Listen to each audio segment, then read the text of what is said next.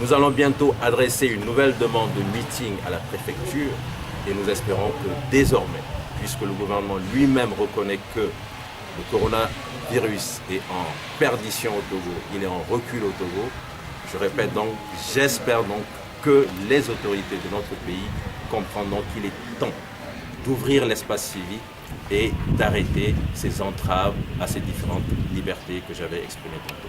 Parce que vous avez exprimé également ou formulé aussi des recommandations. Alors, qu'est-ce qu'on peut retenir de ces recommandations? Vous savez, il est important, si on veut vraiment construire un pays où le vivre ensemble en harmonie est une réalité, si c'est vraiment l'objectif de nous qui sommes Togolais, que les gouvernants fassent leur part et que nous, les citoyens également, nous fassions notre part. Nous demandons aux gouvernants, au gouvernement de respecter les textes qui sont des textes légaux, qui sont pris dans ce pays, qui permettent de lutter contre l'impunité, qui permettent de lutter contre les crimes de sang, qui permettent de lutter contre les infanticides, qui permettent de lutter contre les arrestations de journalistes, qui permettent de lutter contre les arrestations arbitraires d'opposants politiques ou d'acteurs de la société civile. Ça, c'est ce que nous demandons aux gouvernants. Maintenant, si ces gouvernants veulent vraiment construire une nation de paix, un état de droit, une nation de justice. Et nous disons également aux gouvernés que la liberté, en fait, elle ne se donne pas et personne ne viendra la conquérir à notre place. Les Togolais sont fatigués, nous le savons. La lutte a été très longue face à un régime qui est également fortement enraciné et qui a des pratiques douteuses pour se maintenir au pouvoir. Mais si nous continuons de dire que nous sommes fatigués, que nous nous désintéressons à la lutte, qui viendra obtenir cette liberté pour nous? Personne. Nous disons donc aux gouvernés que, quel que soit l'état de fatigue, tant qu'on n'a pas obtenu cette liberté, il faut continuer la lutte. Et c'est l'appel que nous avons lancé aujourd'hui lors de cette conférence de presse. Professeur, vous avez dénoncé, vous êtes suivi dans votre démarche par l'Amnesty International. Et connaissant bien le régime de Lomé, si ce régime persiste ici, quels seront vos moyens d'action? Nous avons encore d'autres éléments de plaidoyer à mettre en œuvre. Vous avez parlé d'Amnesty International qui a fait une sortie et nous espérons que dans les prochains jours, d'autres grandes organisations internationales vont également se prononcer sur cette situation. Je rappelle que le Togo veut organiser en avril la conférence sur les transitions démocratiques.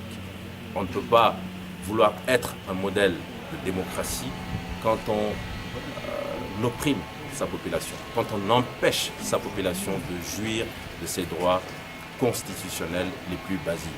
Et donc, j'insiste pour dire que si vraiment le Togo veut montrer un autre visage, le Togo doit ouvrir l'espace civique et permettre à la société civile, permettre aux syndicats, permettre aux citoyens ordinaires de s'exprimer, d'exprimer leur désarroi, car comme nous l'avons rappelé durant cette conférence de presse, ce n'est pas parce qu'on n'arrive pas à exprimer son désarroi que ce désarroi n'existe pas. Il faut permettre aux populations justement de se retrouver pour exprimer ce qui leur pose un problème dans leur vie de tous les jours, afin que l'autorité en soit informée et essaye d'apporter des solutions. Mais si vous empêchez les gens de s'exprimer, vous ne saurez jamais ce qui se passe réellement et vous ne pourrez jamais y apporter des solutions adéquates. Monsieur, est-ce que le fait que les grandes organisations internationales s'intéressent au cas du Togo vous réconforte dans vos actions? Parce que si on remarque bien, c'est après Amnesty International que vous êtes sorti.